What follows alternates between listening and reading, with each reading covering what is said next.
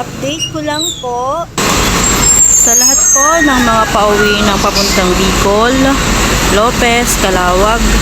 So ayan po, medyo matraffic po. Talaga pong mag-aantay kayo ng oras bago kayo makarating sa inyong pupuntahan. Gawa po kasi ng ginagawang kalsada dyan, so sobrang traffic po.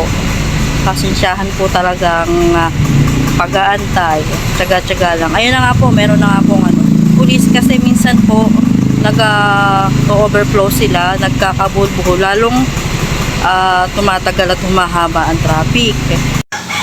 Ito pong traffic nito ay andito sa part ng Barangay Sugod, Lopez, Quezon.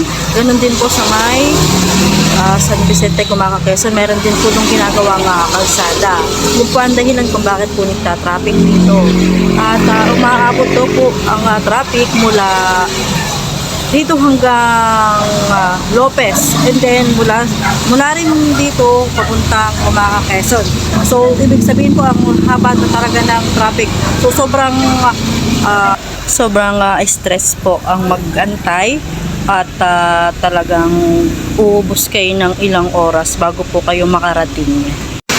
Sinasabayan pa po ng medyo maulang-ulang panahon, so ingat-ingat po tayo kasi ang ating kalsada ay medyo may kadulasan. So sana po ay makarating kayo sa inyong pupuntahan ng ligtas. So Merry Christmas po sa inyong lahat at God bless po. Ingat po kayo mga kababayan.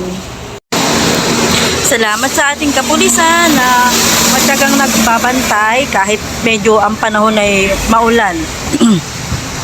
So ayan, pupunta po si Sir doon sa kabilang barangay kasi hindi na nagkakaroon na ng overflow at nagsalo-salubong na at bihira na rin po ang namamasada na tricycle. Kasi nga naman po, pag sila ay namasada, ilang oras sila bago sila makabalik dito sa lugar na kanilang pupuntahan. Kaya medyo tinatamad na rin silang magbumiyahe. Kaya ang lalaki pa po ng mga sasakyan na talagang pag hindi aanuhin ng mga kapulisan at ng barangay, talaga pong magkakagulo-gulo sila.